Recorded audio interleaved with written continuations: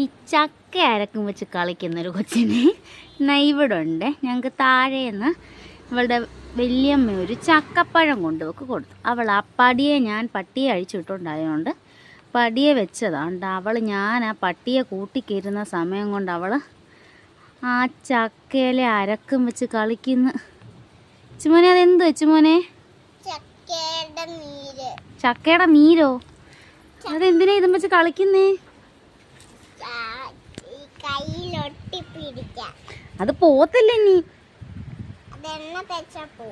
അതാര് പറഞ്ഞു?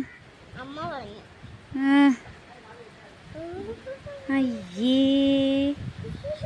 എന്തോ സ്പൈഡർമാന്റെ വലയോ?